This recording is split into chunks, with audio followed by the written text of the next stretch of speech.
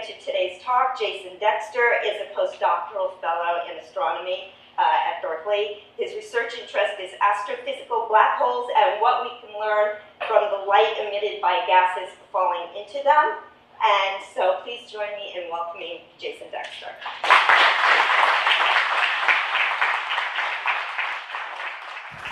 All right, thank you very much. Thanks for the kind introduction. And I'm delighted to be here and glad that everybody could join us on a sunny Saturday. I'm from Seattle, so I still appreciate this sunshine that we have going on here.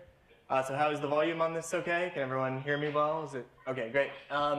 Yeah, so hopefully in this talk, I'll be talking about black holes. So hopefully we're more talking about black holes out here than maybe in here. Okay, and yeah, the goal of the talk will be just to get to this question of what do black holes look like and why this is actually an interesting question to ask and why it's actually relevant. But before I get there, black holes get a fair amount of press and so and some mentions in popular culture as well.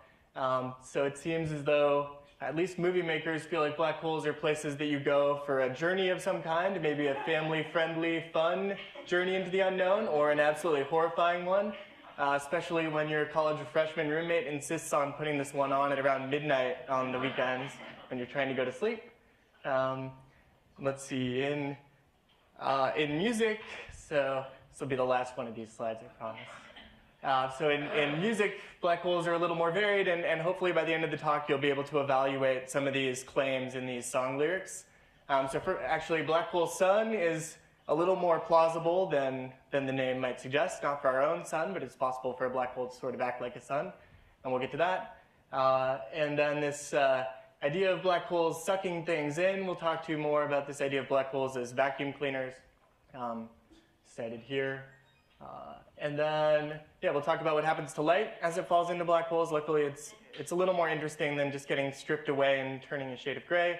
And finally, I think I'm not going to have time to get to this one at all. It's not really an astrophysics question, but this is actually a very insightful lyric, and you can ask me more about that later, that actually, in fact, in some sense, everything is in order in a black hole. So good work, Arctic monkeys.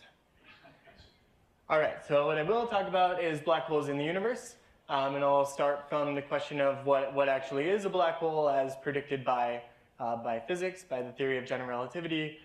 Do black holes exist in the universe? And the spoiler alert, the answer to that one is yes, we believe. And more, how do we know, and what types are there, and stuff like that. Then I'll get to this final issue of what do black holes look like, and how do we see them in the universe, and stuff like that. Okay, so the simplest first argument for why there may be some object of interest of a black hole comes from this notion of the escape speed from the gravitational field of some object. And so on Earth, right, this is what rockets need to obtain in order to travel outside of Earth's atmosphere and make it out into space. The idea is, right, if you just throw something up in the room, it'll do a little trajectory like this bottom one where, right, it just comes up and then goes back down. If you throw it faster, it'll keep going up higher, and then eventually, once you reach this escape speed, it'll just keep traveling out. And this escape speed is given by this formula related to the mass of the gravitating object, so say the Earth or the Sun maybe, and the radius from which you launch this object. Okay, and here are the escape speeds for the Earth and the Sun in some units. So the question that was first asked was asked sort of at the end of the 18th century was, what would happen if you were able to construct an object in some way that had an escape speed that was equal to the speed of light? And why this is an interesting question is that then, right, you could picture that maybe, at least according to the physics at their time, light would do the same thing that we were talking about on the last slide, where now light would go up, and then it would reach some maximum height, and then fall back down. And that means that if you were looking at this object, which they called a dark star, from a long way away, you wouldn't be able to see it, because the light would never reach you from that object. Okay, and you can calculate, based on that formula on the last slide, what would the size have to be for an object of a certain mass in order to be this dark star. And it turns out, although they had multiple different pieces of physics wrong at this point in time, they actually got the exact answer right for the size of the event horizon of a black hole. And this is what's known as the Schwarzschild radius, which describes how large an object would have to be a black hole, or how large an event horizon is for an object of a certain size. And the answer is that for the mass of the Earth, it would have to be 1 inch, and for the Sun, 2 miles. So we're not very close to being a black hole here on Earth. And the other way to think about this, right, is that the escape speed from the surface of the Earth is nowhere near the speed of light. It's much slower than that. Okay, so this idea wasn't really returned to for a long time after this, and the main reason was that they had multiple different pieces of physics wrong that led them to think that maybe a dark star was something that was possible. So this really wasn't revisited until Einstein came along with the general theory of relativity in 1915. And one of the first solutions to Einstein's equations of general relativity was the solution for what space looks like in the vicinity of a black hole. And this was devised by Carl Schwarzschild shortly before he died in World War I, and is known as the Schwarzschild metric, and this is why we call the size of an event horizon the Schwarzschild radius in honor of him. Okay, so what is this solution? This is actually the black holes are, it turns out, according to general relativity, are the simplest solution of exact solution of a physical object that we know of, at least in classical physics, of a macroscopic object. Okay, black holes are completely described as having just a certain amount of mass, which is all concentrated at the center, and an event horizon, and they can also spin around, but we won't really go into that in detail. But those are the only things that they can do, and have electric charge, I guess. There are only a few things that black holes can possibly do, and the most important feature of black holes is that they have an event horizon, which is just this region in space at which the escape speed is equal to the speed of light. And that means that for astronomers or astrophysicists, we can never know what goes on in here. So according to general relativity, all the mass is down here, but it doesn't really matter. This surface, the event horizon, might as well be the size of the black hole itself, because we can never see inside of it. Okay, and this issue of all the mass being at the center should make you a little bit uneasy. At least it does for physicists, since normally this means that a black hole has a finite mass in zero volume, and that means that the density is infinite. And usually when physicists come across infinities in their calculations, right, they go back and look for the mistake in their algebra, or the bug in their computer code, or whatever, to try to figure out what went wrong. And you can ask me more about this later. I'm not really going to get into it, since for astrophysicists, right, the black hole really ends here. But it's basically a statement that general relativity probably doesn't describe what happens when you get down to very small scales at the center of a black hole. Okay, and another cool thing about black holes that's going to be relevant for this talk is that there's an area outside the event horizon where light can actually orbit around in circles. And sorry, yeah, if you have questions, feel free to interrupt. Yeah, well, I was just going to ask about, when you say Schwarzschild radius, and it looked like there's two links there. What's this ergosphere? Okay, yeah, so this Schwarzschild radius strictly only applies to a black hole that's not spinning. So black holes can have a mass, a spin, and a charge. Normally in astronomy, we don't care about the charge because electric forces are very strong, so we don't expect black holes in the universe to be able to acquire any net charge, because if they do, then some other charged object will just come in and neutralize it.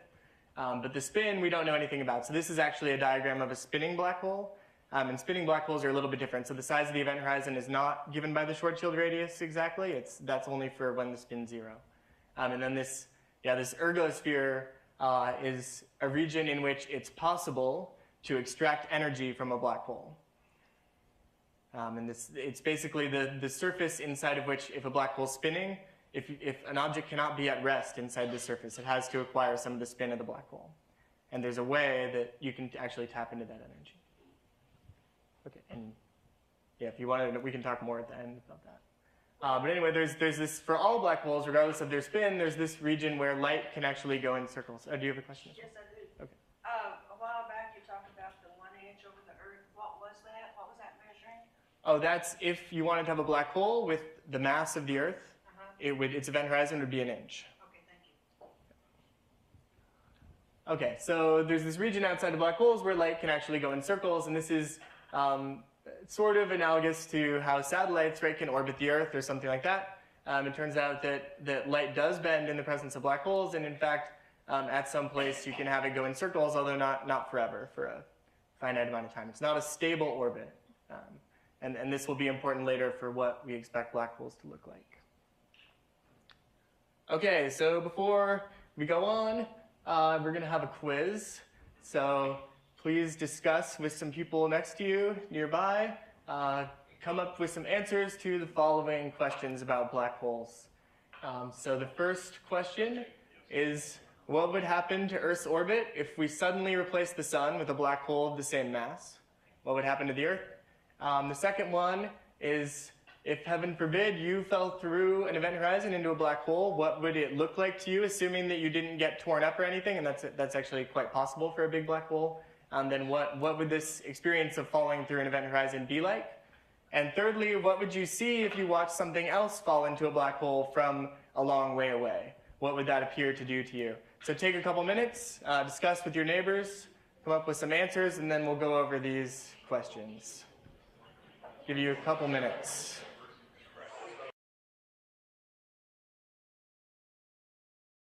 You had a chance to come to some conclusions on these. So who wants to take a crack at number one? What would happen if we suddenly replaced the sun with a black hole of the same mass? Sure. Well, nothing would do the Earth's orbit, but of course everything would get cold because we have no light. What do other people think? Do you guys agree? Is that Nothing. you ventured that nothing would happen? I agree. Okay. And that is in fact true. So the key point here is that this gets back to this black holes sucking things in, or this general perception of black holes being sort of vacuum cleaners in the universe. Black holes, in fact, don't gravitate any more than you do or I do, or the Earth does, or the sun does. For any other object of the same mass, if you're far away from a black hole, its gravity will feel exactly like anything else. Where far away here is compared to many times the Schwarzschild radius, roughly, which is very small, right? So for the sun, that was a couple miles. We're a lot further away from the sun than a couple miles, so nothing actually will happen. Except, yeah, it'll get cold. Yeah. 8 minutes. So, okay. So what about the second one? What's it going to feel like if what's it going to feel like if you fall into a black hole? What's that event horizon going to feel like? Yeah. You wouldn't notice.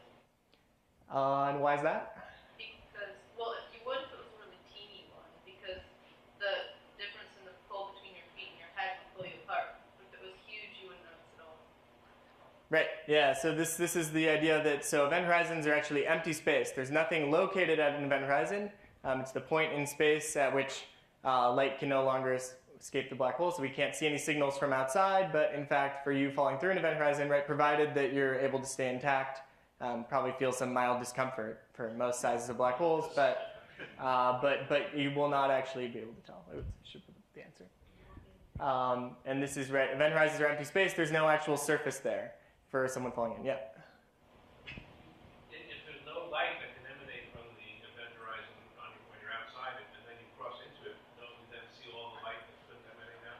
So you, the whole way falling in, have a certain amount of region of space from which you can see light. And this is, so to you locally, you won't notice anything special happen as you cross. Does that help at all? So it's kind of, yeah, it's a little bit tricky, but there's nothing I guess that's sort of floating around inside the event horizon that you suddenly get to see. How about that? Because I have this image of the light, say, going up and then coming back down again because it can't get out. And so when you're on the outside of that, you can't see that light, and suddenly you're on the other side, and now you can see all the light. Right. This is probably my fault. I should be more clear. So this idea of light coming up and going back down was the 18th century. Right. This is not what we think the interior of the black hole looks like. Right. This, in fact, you can calculate what happens to things when they go inside black holes, light or otherwise, inside the event horizon. And I mean, it's a little bleak. In a finite amount of time, they reach basically the center of the black hole, and that's that. So, yeah. But would you still see, if you were looking backwards, would you still see light coming in from outside? You were still looking in backwards. You see light. Yes, I mean, you could see other things that are crossing the event horizon to you. And in fact, so if you're right outside the black hole is really where it would be rather spectacular, probably, because you could see, there's these images of, for instance, what would the galaxy look like from right next to a black hole, and it's pretty spectacular because you get a lot of light gets bent, so you can effectively see sort of 360 degrees or something, right? It'd be a pretty picture. Yeah. Where's the nearest black hole? Can we send a camera there? Not yet. So yeah, I don't know exactly, but on the scale of a kiloparsec, so that's what, I don't know, thousands of light years. It's not too close. But there probably are ones closer. We just don't know where they are exactly. All right, let's move on to this third one. Actually, a question. Oh. Wouldn't you see the photosphere, right? If there's other objects coming in, they're just, where light is bouncing around. If there are other things falling into the black hole with you, yes, you'll be able to see them. But you would see the photosphere radius. Yeah, so this is, if you're outside the event horizon, right, you could see some spectacular stuff, partially because of this circular photon orbit. And because of the lights being bent, right, you'll be able to see a lot more than you normally would, right? So you can, for instance, see behind your head, or, I mean, not really, but behind the black hole behind your head. Yeah, exactly. Yep. Okay, and now if you watched something or someone else fall into a black hole, what would happen? Yeah, you wouldn't see anything after that, because light can't escape. Yeah, so as it falls in, so say before this thing passes the event horizon, would it just fall in as with anything else? What would happen? Yeah, since it's accelerating to the speed of light, wouldn't it just get redder and redder so you couldn't see it? So in fact, it will get redder and redder. So this is not strictly because it's reaching the speed of light, but because basically the light that's reaching you is coming from a deeper and deeper gravitational well, you can think of it. So this light is actually losing energy as it climbs out to reach you, and this is what's known as a gravitational redshift. So the wavelength of the light, if you like, is getting stretched out more and more, and that'll make it appear redder and redder. So that's definitely one thing that will happen as you fall in. Yeah. Objects will be stretched out, elongated. Okay. Yeah, I think that's definitely true, at least for certain types of falling in. Yeah. So what will it appear to do? Will it fall in at the same speed as other things? It'll slow down Why is that? because it's taking the light longer and longer to reach you. Yeah, that's right. So it's actually effectively the light is traversing more and more distance and this sort of works if you think of this as a big well or something, that just to go some horizontal distance than you're climbing out to or something. But either way, yes, effectively the light is traveling for a lot longer. And so, right. So to put it all together, I think if you watch something fall in, it'll appear to slow down as it approaches because light's taking longer to reach you. It will never pass through, as was mentioned, it'll never appear to pass through the event horizon because the light from in there can't reach you. So you'll never see something fall through an event horizon. It'll just sort of slow down and then freeze at the surface.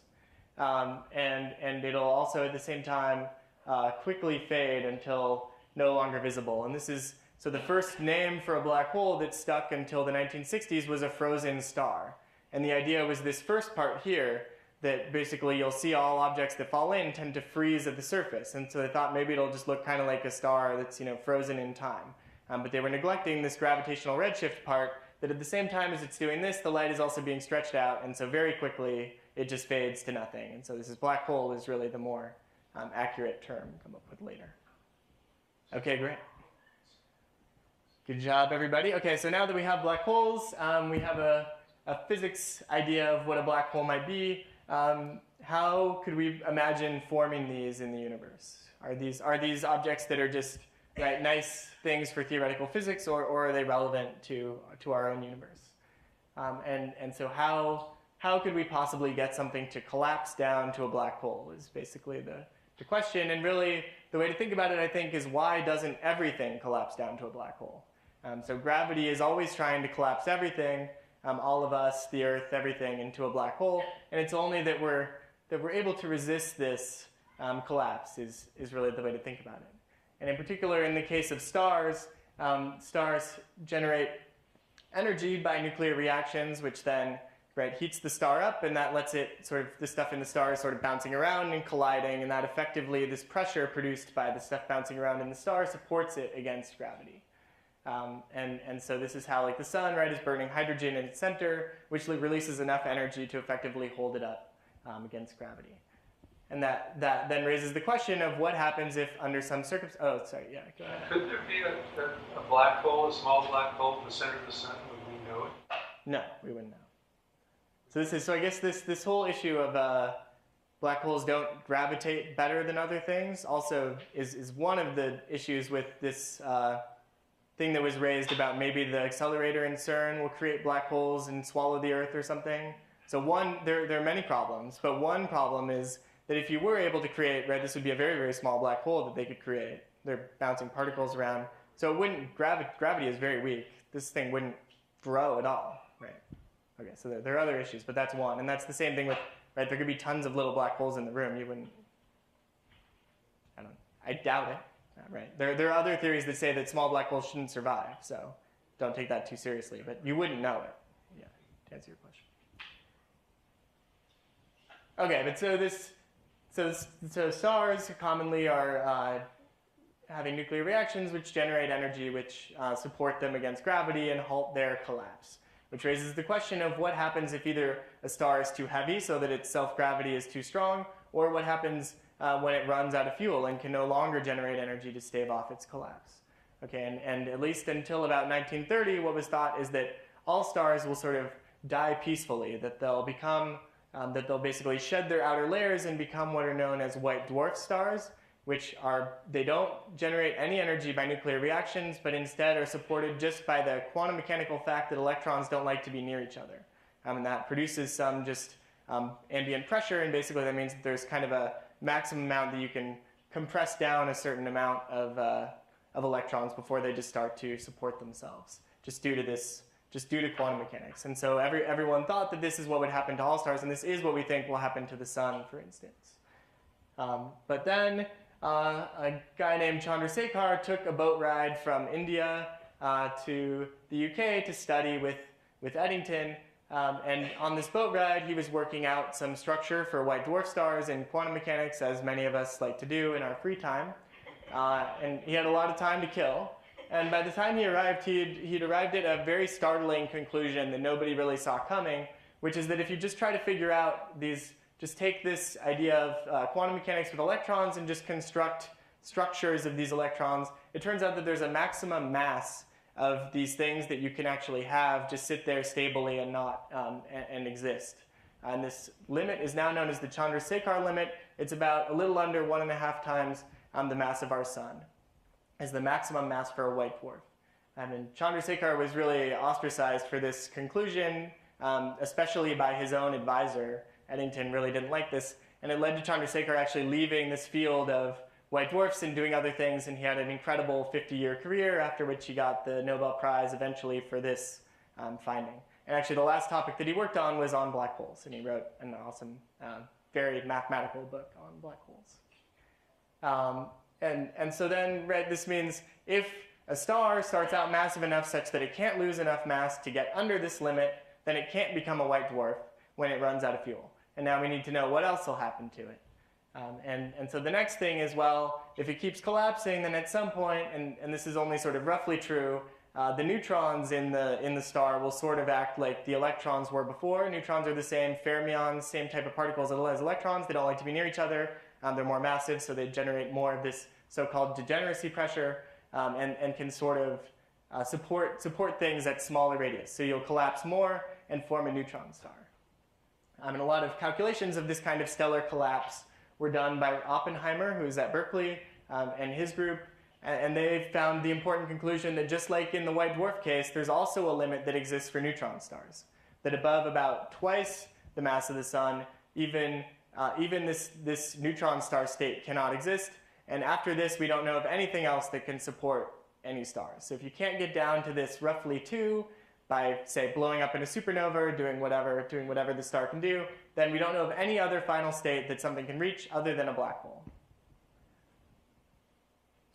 What does TOB stand for? Oh yeah, crap, I forgot to remember the T name. These are the 3 people that discovered this limit for neutron stars in Oppenheimer's group. You mentioned white dwarfs. They're no longer generating any energy from fusion. So how do we see them? So that's right. So we see white dwarfs in a couple of ways. So if they're young, then they're cooling, and we can still see them when they're young. Just they have residual energy left over, just from being hot as stars for a long time. So we see them as they cool. And the other way that we see them is when they are in binary systems. Then they can strip mass off of their companions. And then when that mass reaches the surface, right, then it'll start igniting nuclear reactions. So we can see surface burning on white dwarfs as well. Yeah. Yeah, I was surprised when you said that like electron and neutron didn't like to sit next to each other. Like, don't they sit next to each other on the nuclei now? Yeah, and they aren't particularly happy about it. What's that? Well, it's that there's also competing forces. So there's the strong force that holds together the nuclei and overcomes this. But this is that particular thing, the neutrons don't like to be next to each other, enters into when you calculate, say, the structure of nuclei, what nuclei can exist stably and stuff like that. You have to take into account this fact that neutrons don't like to be next to each other. Have a white mustache? I'm not sure I'm seeing this. Oh, in the image, I think that's just the lighting on his. Are you talking about here? Matches his curls. I see. I don't believe that's a mustache. Okay. All right, let's move on. Okay, so now, so World War II sort of interrupted what the Oppenheimer group was doing, but later in the 60s and 70s, because of astronomy, people returned to black holes and learned quite a bit. And this is our current, crudely, our current understanding of what happens at the end of stars. So for lowish mass stars, sort of, 8 to 10 times the mass of the sun, they'll be able to reach this white dwarf state where they'll manage to shed a lot of their outer layers and become white dwarfs later. The old view was that these peacefully sit there forever in the universe, but actually we know now that a lot of these blow up as type 1a supernovae, right, which is what won the Nobel Prize in Physics this last year for its role in cosmology. For more massive stars, then if it can blow up as a supernova, then it can become a neutron star. As long as it can get rid of all the other mass other than the 1.5 to 2 that can remain as a neutron star. And above either, if it can't do that, if it can't have a successful supernova that blows off almost all the mass, or if it just starts out too massive to do that, then we believe it just has to become a black hole. Okay, and so this is one of the types of black holes that we think we see in the universe. So not only do we think that these should form from stellar collapse, but we see things that we think are these black holes. And the way that we see them is that we see objects in binaries, and we can weigh their masses from the orbit of the binary. So this is a black hole or something in orbit with a regular star. And from weighing this, we figure out that the other object is too big to be anything else. It's above the maximum. It's compact, right? It's not a star. It's above the maximum size for a white dwarf, and it's above the maximum size for a neutron star. And these things tend to be about 6 to 10 or 14 or something times the mass of the sun. And although we've only found, some number, tens of these things in our own and very close by galaxies, we think that there are probably millions of these in every galaxy. And these are the result of this stellar collapse. We also, and this is very surprising, this is very surprising to everyone, see enormous black holes. At the center of every galaxy, we think, there's a huge, millions to billions times the mass of the sun, black hole sitting at the center. The formation, how these things came to be, is not totally understood. So you might imagine that maybe they start out as these guys, and then just over the course of the history of the universe, they grow from swallowing matter from their surroundings. But now we're starting to see these huge ones even at very high redshift, so very far back in time in the universe. And it's unclear if they really had time to form, to get to their current size, to get to the size of the time we see them, starting from these little guys. So maybe basically at the beginning of the universe, we were much better at forming huge black holes initially than we think we are now. And this is an open area of research. And so this is where this is where the vacuum cleaner idea comes from. It's not that black holes gravitate better than anything else. It's that we have some black holes that are enormous. So if anything else could reach this size, it would also be a cosmic vacuum cleaner or something. Yeah. Why do we think that there are millions of them per galaxy? What evidence do they have for that? So you can estimate the rate based on, we know that we can very rarely actually see them because we need to have something going around in a binary, and we need to be able to measure its properties well enough to figure out, right, that this is its mass and that it can't be anything else. And so you can try to, it's very much an estimate, but you can, from that knowledge of how limited you are at observing these, you can try to guess how many there should be everywhere, just assuming that, right, they should be randomly distributed across various things. Yeah. So we know that Sagittarius A is a black hole at the center of our galaxy. Do we know of any other black holes in our galaxy? Yeah, we know of, so most of these guys are in our galaxy. And we've observed them. What do you mean? So we'll get back to this question of what it means to observe them. So we've observed them in this way. We've measured an object in a binary with a star that's too big to be anything else. Yeah. Okay. And then, so the other really cool thing that was unanticipated about this having huge black holes at the center of galaxies is that it turns out that these black holes and the whole galaxy know something about each other, which is somewhat surprising because the gravity of the black hole is a lot. It's a big black hole, but it's nothing compared to the gravity of the galaxy itself. And so this suggests that there's some interesting relationship between basically how a black hole grows from its initial size up to being millions to billions times the mass of the sun, and how the galaxy itself forms. And this is very much also an active area of research. Okay, and so I've said a little bit about how we figure out that there are small black holes, and it kind of makes sense. So we think that stars collapse, right, and these become the small black holes. But how do we get these? How do we think that there are these huge ones, since we have no way to really form them directly, and maybe we're just wrong, right? So what is the evidence that these actually exist? And it turns out that, as just alluded to, the best evidence for the existence of one of these massive black holes, millions of times the mass of the sun, exists in the center of our own Milky Way. And the center of our own Milky Way is a busy place. There's a lot of stars and stuff right in the center. And if you zoom in the infrared, you can make out lots of stars. And kind of surprisingly, there are lots of young stars that somehow formed right in the center of the galaxy. And if you zoom in even more on this image, then you can see the spectacular results come up with by two groups, one at UCLA and one in Germany, where they've, over the last 15 to 20 years or so, have now mapped out orbits of individual stars in the very center of the galaxy. And if you look at this a couple of times, you'll be able to see that these stars are clearly orbiting an unseen point here.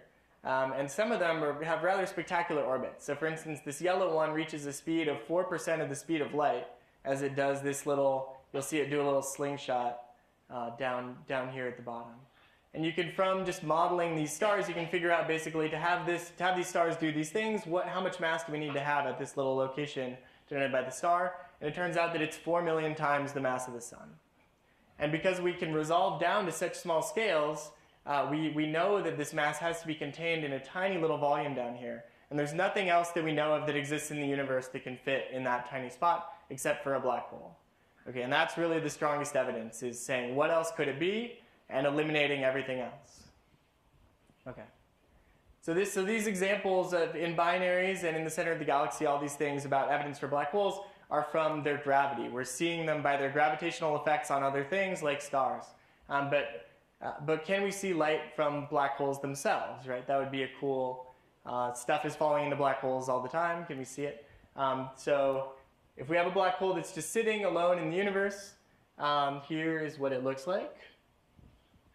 So luckily for us, a lot of black holes, at least a lot, are not sitting alone, right? So as I said, things are falling into them all the time, or maybe they're in binaries and stripping off material from some star or something.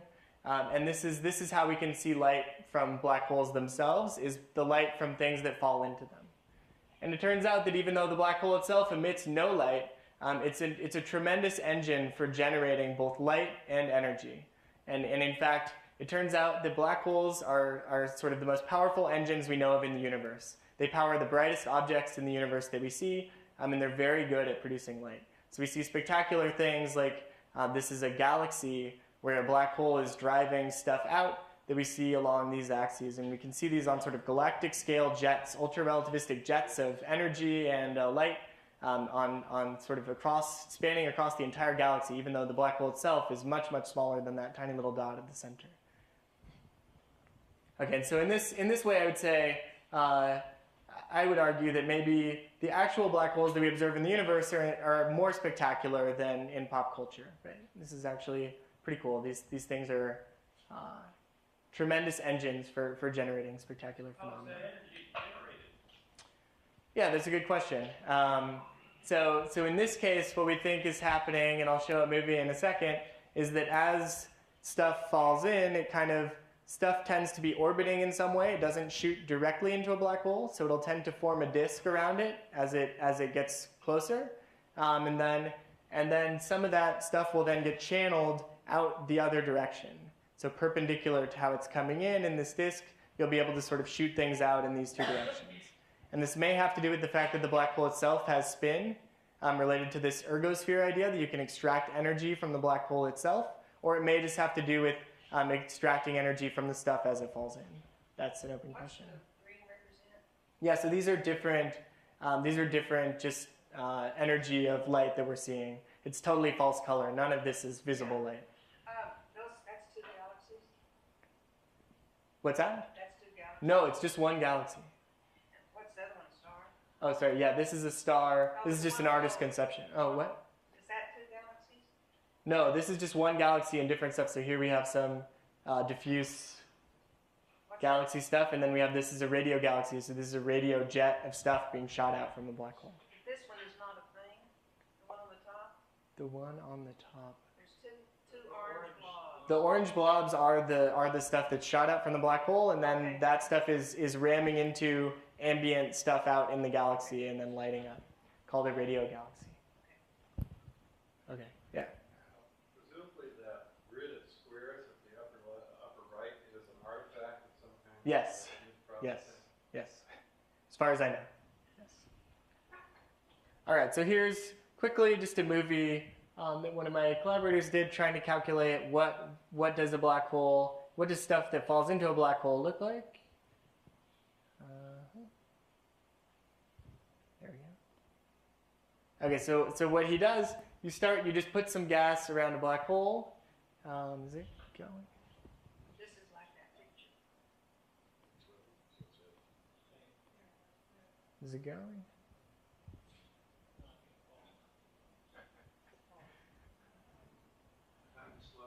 Yeah. It looks like it's going. You don't see the. All right. It says it's going, but it's not playing. Well, we might have to skip this. I'll try one more time. Maybe just like fast forward it a little bit. Oh no, it's not. It's things should have happened by now. Well, let's try one more time.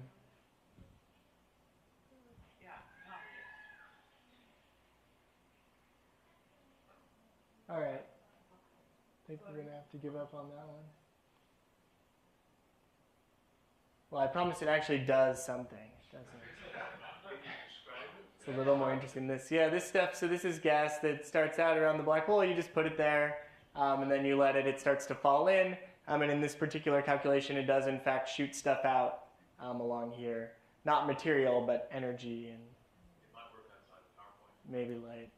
It's all right. If anyone's very interested, I can show you at the end. It's not going to fight with it longer. Okay.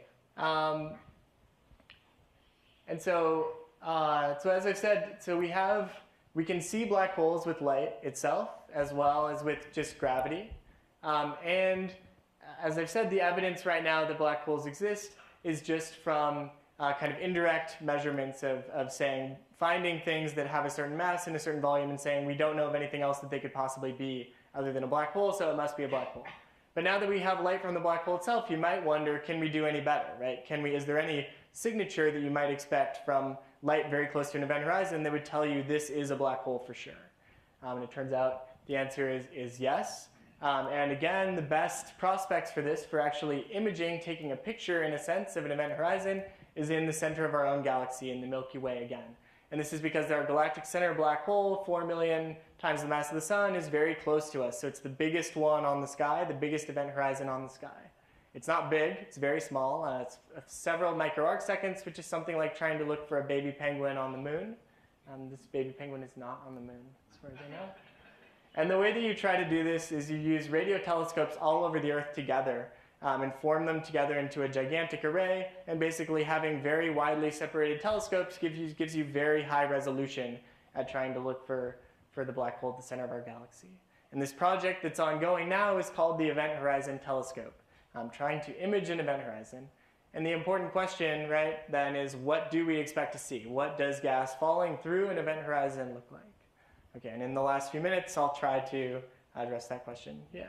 Can you give us some sense of how big the event horizon on the black hole at the center of the galaxy is? Like, as big as our solar system? Or? Yeah, it's 10 to the 12 centimeters. Is that a useful unit? AU, centimeters? Somebody? It's smaller than an AU. But it's maybe a tenth, a hundredth, I'm just guessing. Something like that. Maybe a tenth. That's my guess. Small. Well, for its distance, right? It's pretty big, actually. Okay, so the first most important effect for what we expect a black hole to look like, if you're able to take a picture of its event horizon, is that black holes should cast a shadow. And the reason for this is because light goes in a circle around black holes. So the idea is that basically, if you're trying to look, say, from this direction, then any light that gets emitted between this photon sphere and the black hole itself will tend to be strongly bent back around, basically. So it'll either get captured by the black hole, or it'll go out this way. But you won't see it looking from this direction. Whereas stuff from out here and out here and out here, you'll tend to see a lot more easily. So if you look at what the image of what this would look like, if you look from over here, say, then it might look like this, where you have basically a big black circle in the middle that's dimmer. It's not zero, but it's much dimmer than the stuff outside of it because most of the light that sort of corresponds to pixels in here gets swallowed by the black hole or goes backwards. And similarly, this one doesn't really have it, but you also might expect there to be a bright ring corresponding to this location, just because light here is going around in circles, so there's a lot of different light that can sort of go on these paths around in circles and reach you. Why does it look flattened on the left? Why does it look what? Flattened on the left. Oh yeah, so this is for a spinning black hole. And that means that you have basically, when you're looking, light orbits a spinning black hole differently depending on whether it's going with the spin or against the spin. So here it was coming with the spin, and that means that this photon sphere is shifted in size. It moves in on one. So there are basically two of these photon spheres depending on which way you're orbiting, with or against the spin. So on this side, you're coming from the photon sphere that's going with the spin, and on this side, you're going from against the spin. Yeah? Gravitational lens for the light? Yeah, so this is sort of ultimately strong gravitational lensing, if you like. Normally when people refer to gravitational lensing, they're not talking about from right around the event horizon, right? They're talking about like small deflections or things like that. Or... So would not further light be bent in and remove the shadow effect? Oh, no. So this is sort of including. So we'll get to the effects of lensing or light bending. Or I mean, this is one, but we'll get to the others in a second. But no, they don't change this. Okay, so the other sort of most important effect is that as material falls into the black hole, it starts to go close to the speed of light. So as I said, that star is going at sort of 4% of the speed of light when it gets closest, and it's not even that close to the event horizon. So as things gets closer, they go very close to that speed. And when you have this happen with sound or light or anything where you approach moving sources that are going almost at the speed of the waves themselves, then the waves start to effectively pile up in the direction of motion. Okay, so this is just uniformly from something at rest. What does it look like as it spreads out waves? So this is light in our example. And in this case, when you're moving along this way, the light tends to pile up in this direction of motion. And that will make both that changes the pitch of, say, sound or something, or the color of light, because the spacing now, the wavelength is effectively smaller in this direction and longer in this direction. And it'll also make it brighter, just because this stuff piles up. And you may be familiar with this. Now that I moved to San Francisco, I'm noticing this a lot with ambulance sirens. But you may be familiar with this, car horns, ambulance sirens for sound. Right? And in the extreme case where this thing goes faster than, say, the speed of sound, this is how you would get a sonic boom, is that this thing would be leading the waves. Right? Okay, so if we put that in, now we have things that are orbiting. So now we have gas that's orbiting into and out of this screen.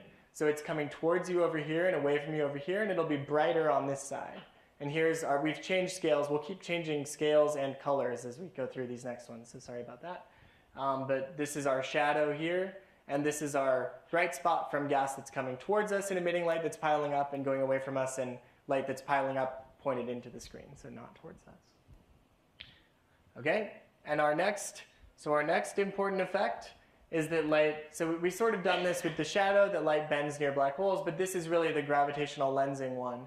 That if you have, and the simplest example is just if you take sort of a uniform screen, I don't know how you can see this, a uniform screen, say a camera, and then just project it around a black hole, then it'll get bent. So this is it'll get mildly distorted if the black hole is not spinning and you're looking straight down on a spinning one. If it's spinning, then it'll tend to do this, where the grid itself will actually get dragged around with the spin of the black hole. This is frame dragging.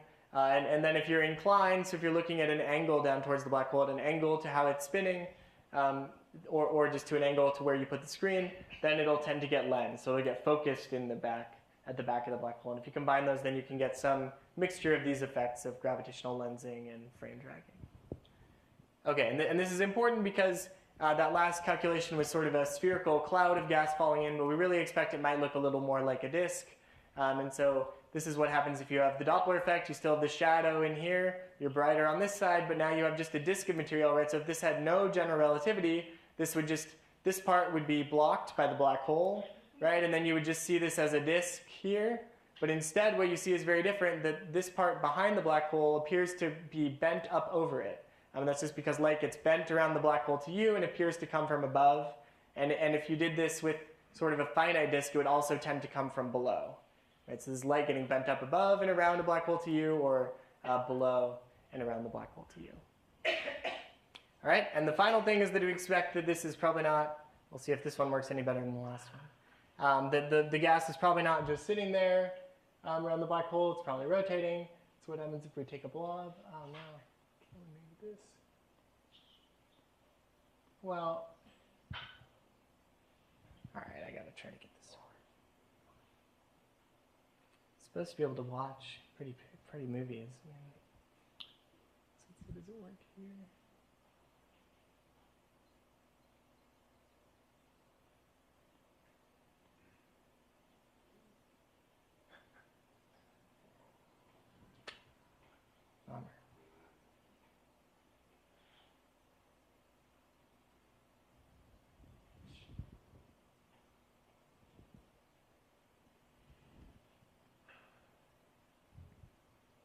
We may have to do the static version of what does the black hole look like today.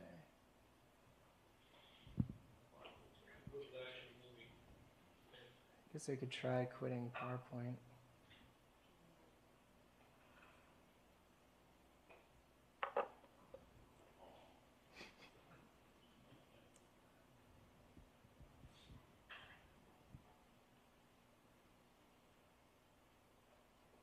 Otherwise, I'm sure it'll work as soon as we stop and I just have the laptop again. So if you want to come watch it, then you're welcome to.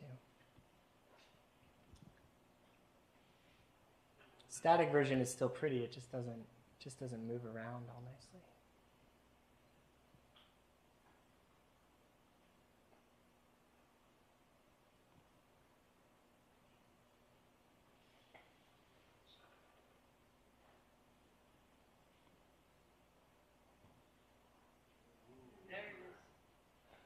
Right, everybody fingers crossed.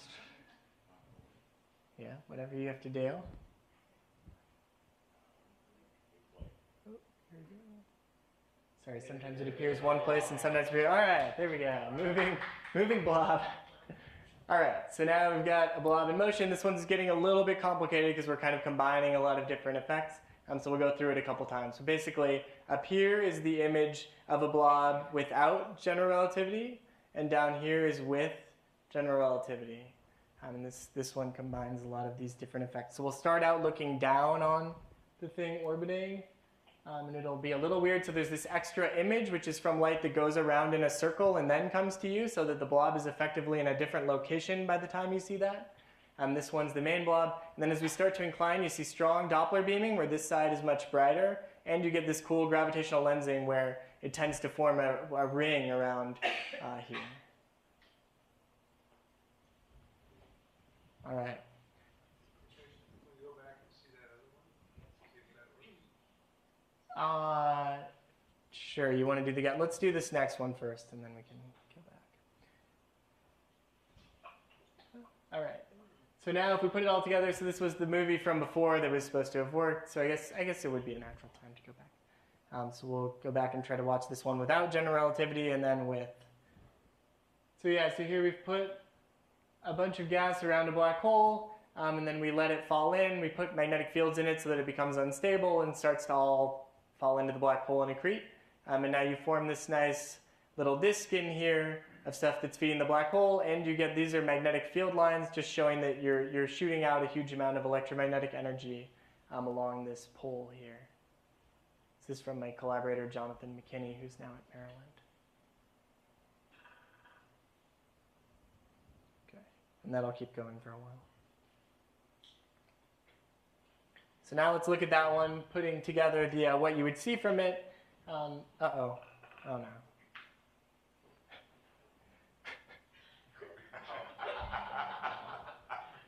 I swear my computer is normally very stable, but we're struggling.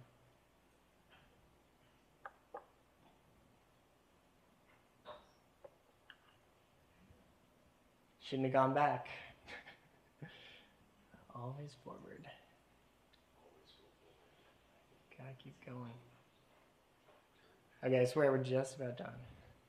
Oh no, we're not even on the... Oh no. All right.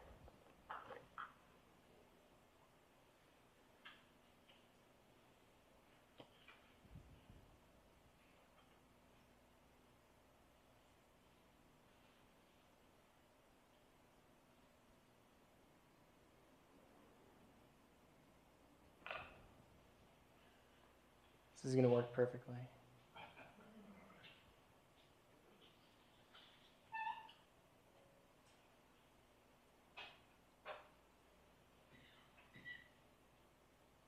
Remember this talk? It's a pretty good talk.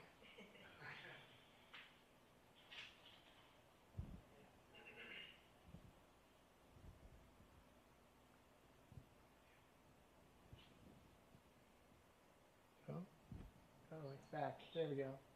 Okay, so we're going to do the same thing here. We're putting it all together, but from that movie rather than just a single blob. Now we have lots of blobs. We have lots of gas. It's doing all that crazy stuff from the movie, and we're going to look at it as it would appear to us on the Earth.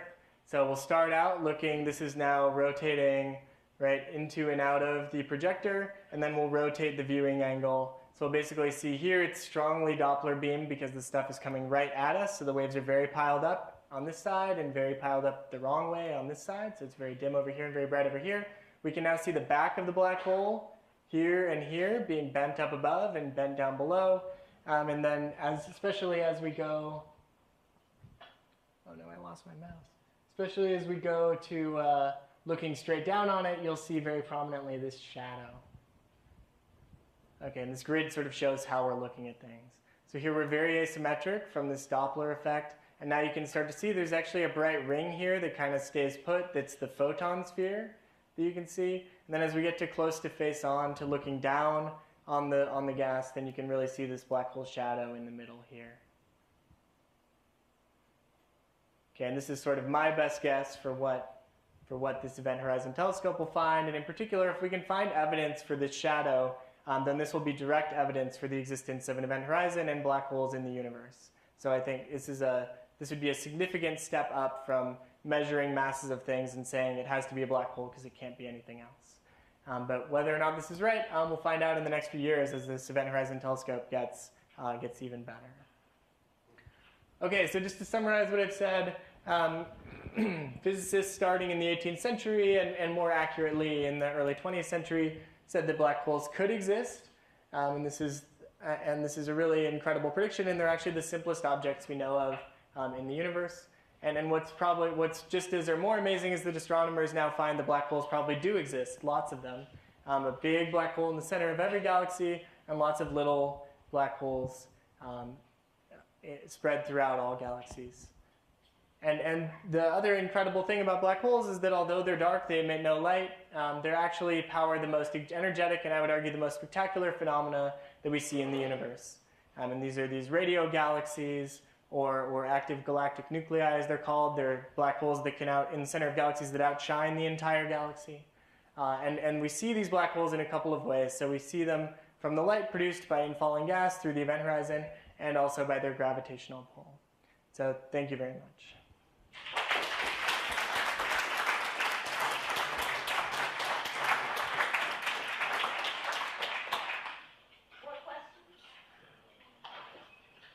Okay, I have a question about, obviously this is not really technically feasible anytime in the near future, but are there people thinking about ways to harness the energy of a black hole?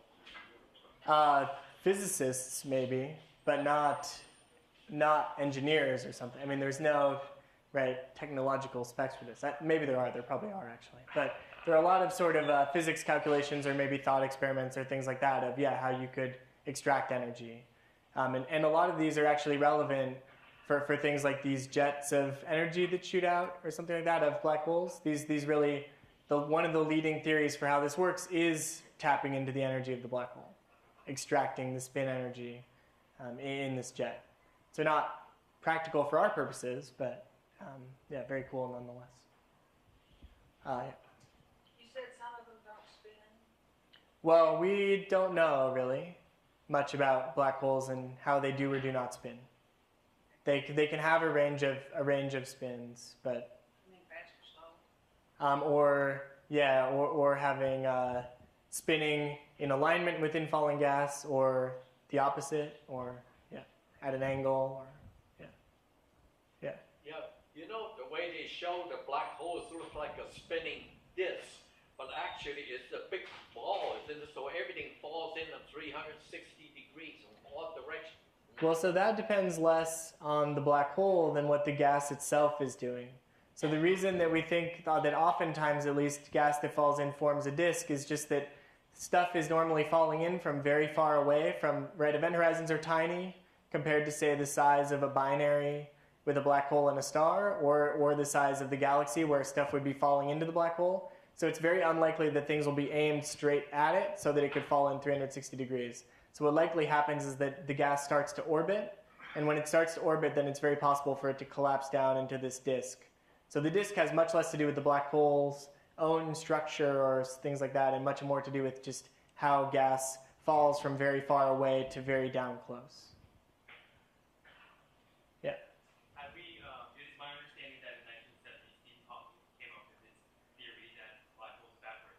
And recently, have we found any evidence of vacuum fluctuations or any evidence of these photons being emitted from black holes?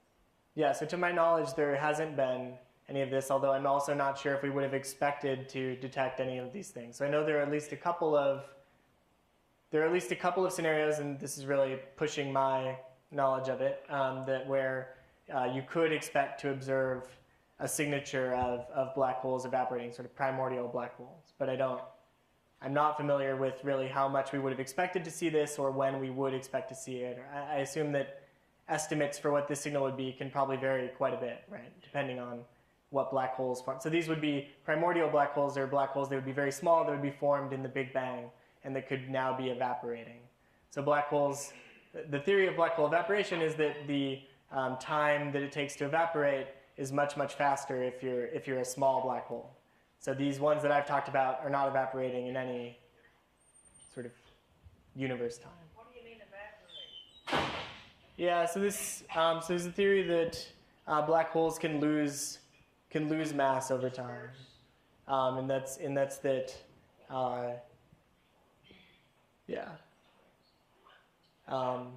And so, I'm not going to get into it, but yes, that you can lose mass over time, and that it's much faster for smaller things. And really be destroyed, like you can really lose the whole black hole. Yep. In the model, was it the UFC model where the stars were kind of in orbit, which would show a pattern of the center of an maybe an event horizon, evidence of a black hole? The stars, is that to say that the stars can't be absorbed or won't enter a black hole? So those stars, actually there's that little star at the middle of this picture, but those stars are actually quite far from the event horizon. Too far away for the gravity to become. That's right. Yeah. So I think this yellow one here comes quite close, but it really comes within maybe 1,000 times the size of the event horizon or something. So you can calculate where a star would be torn apart if you could get to, and it's much smaller. It's like, I don't know, something like 10 to 100 times the size. So it'd have to get much closer in. Yeah, definitely. There's actually observational evidence that people are claiming now that they're seeing stars being torn apart by big black holes or medium-sized black holes in other galaxies. This is a very intense study of active research. called tidal disruption, if you wanted to read about it. Over there. So, assuming that black holes are absorbing energy, are they always rotating? Because if they become stable, they start losing mass. Is that an accurate assumption? I would say so. Sure. Yeah, I think so. I don't think there's any reason to assume that a spin of 0. So the interesting effects like that flattening in that shadow or other cool things that happen in spinning black holes really don't start to happen until you get to very fast spins.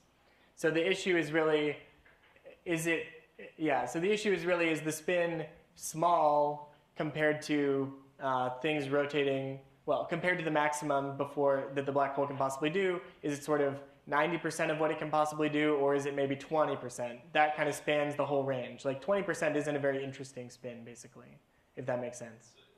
It's always increasing. It's a dynamic spin. It's going faster or slower.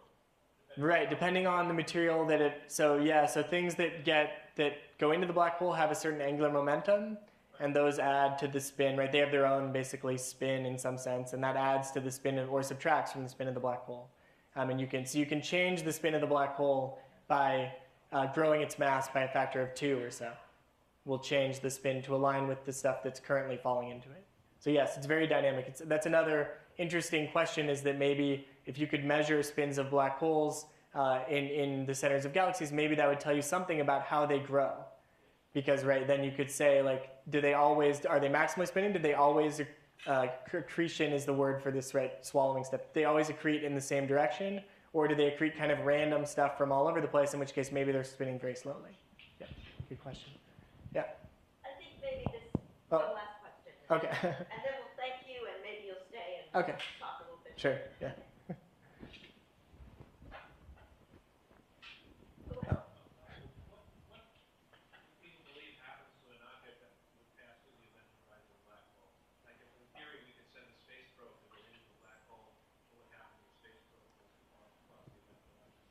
So if you just calculate what will happen to it in general relativity, then at some point it'll be torn apart by what are called tidal forces, but basically the difference in the gravitational force, direction and strength between the different parts of the probe, say. And when that happens depends on sort of the mass of the black hole, because that's kind of how big the region inside the event horizon is, right? And so that's kind of how big that is compared to the size of the probe or something. Would tell you exactly where. So for small black holes, macroscopic type things would get torn apart well before they made it in the event horizon, but for bigger black holes, you can, like a person can make it through, or a probe could make it through the event horizon. But at some point, we just think in some fairly short amount of time, it'll just get torn apart and then cross the singularity, and then we don't really know.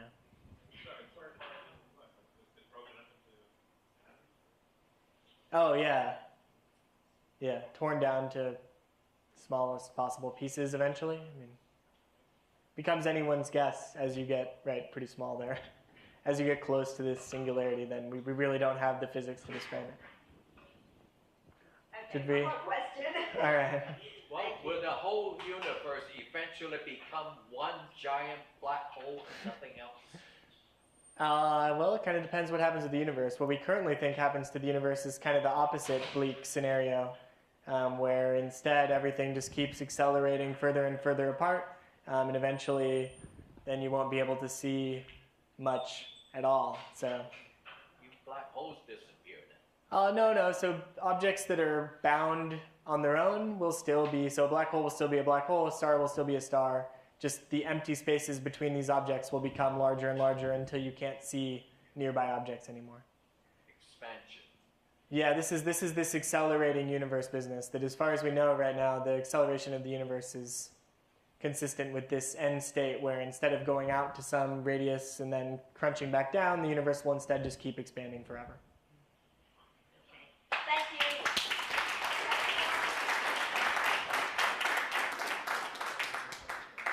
At the end of the talk, you'll be able to evaluate some of these claims in these song lyrics. Actually, black hole sun is a little more plausible than the name might suggest. Not for our own sun, but it's possible for a black hole to sort of act like a sun. And we'll get to that. And then this idea of black holes sucking things in. We'll talk to you more about this idea of black holes as vacuum cleaners. cited here. And then, yeah, we'll talk about what happens to light as it falls into black holes. Luckily, it's a little more interesting than just getting stripped away and turning a shade of gray.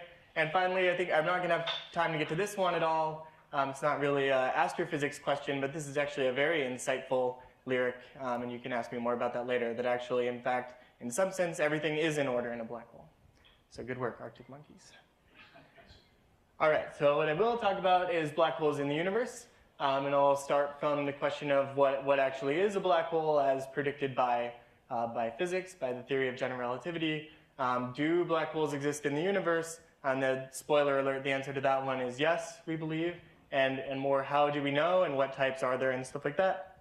Then I'll get to this final issue of what do black holes look like, and how do we see them in the universe, and stuff like that. Okay, so the simplest first argument for why there may be some object of interest of a black hole comes from this notion of the escape speed from the gravitational field of some object. And so on Earth, right, this is what rockets need to obtain in order to travel outside of Earth's atmosphere and make it out into space. The idea is, right, if you just throw something up, black hole itself, because we can never see inside of it. Okay, and this issue of all the mass being at the center should make you a little bit uneasy. At least it does for physicists, since normally this means that a black hole has a finite mass in 0 volume, and that means that the density is infinite. And usually when physicists come across infinities in their calculations, right, they go back and look for the mistake in their algebra, or the bug in their computer code, or whatever, to try to figure out what went wrong. And you can ask me more about this later. I'm not really going to get into it, since for astrophysicists, right, the black hole really ends here. But it's basically a statement that general relativity probably doesn't describe what happens when you get down to very small scales at the center of a black hole. Okay, and another cool thing about black holes that's going to be relevant for this talk is that there's an area outside the event horizon where light can actually orbit around in circles. And sorry, yeah, if you have questions, feel free to interrupt. Yeah, well, I was just going to ask about, when you say Schwarzschild radius, and it looked like there's 2 links there. What's this ergosphere? Okay, yeah, so this Schwarzschild radius strictly only applies to a black hole that's not spinning. So black holes can have a mass, a spin, and a charge. Normally in astronomy, we don't care about the charge because electric forces are very strong, so we don't expect black holes in the universe to be able to acquire any net charge, because if they do, then some other charged object will just come in and neutralize it. But the spin, we don't know anything about. So this is actually a diagram of a spinning black hole. And spinning black holes are a little bit different. So the size of the event horizon is not given by the Schwarzschild radius exactly. That's only for when the spin's 0. And then this ergosphere is a region in which it's possible to extract energy from a black hole. The way to think about this, right, is that the escape speed from the surface of the Earth is nowhere near the speed of light. It's much slower than that. Okay, so this idea wasn't really returned to for a long time after this, and the main reason was that they had multiple different pieces of physics wrong that led them to think that maybe a dark star was something that was possible. So this really wasn't revisited until Einstein came along with the general theory of relativity in 1915.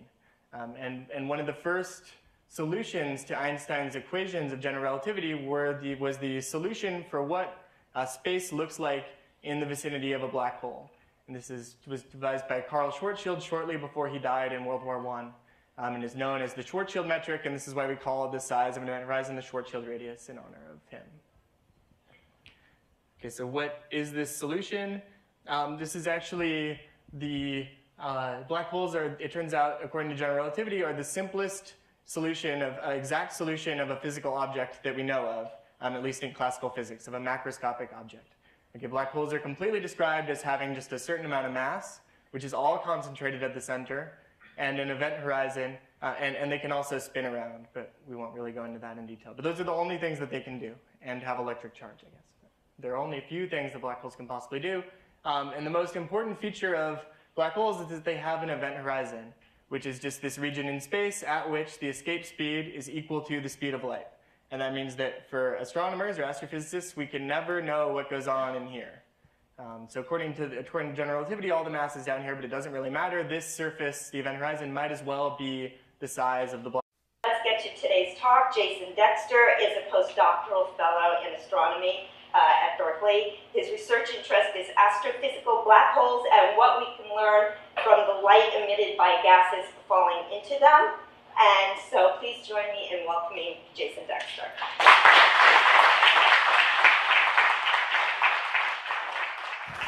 All right, thank you very much. Thanks for the kind introduction. And I'm delighted to be here and glad that everybody could join us on a sunny Saturday. I'm from Seattle, so I still appreciate this sunshine that we have going on here.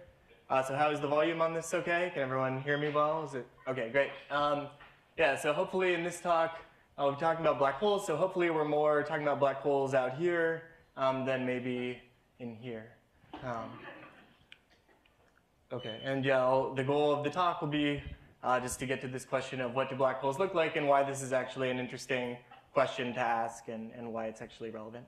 But before I get there, black holes get a fair amount of press and so and some mentions in popular culture as well. So it seems as though at least movie makers feel like black holes are places that you go for a journey of some kind, maybe a family-friendly, fun journey into the unknown, or an absolutely horrifying one. Especially when your college freshman roommate insists on putting this one on at around midnight on the weekends when you're trying to go to sleep.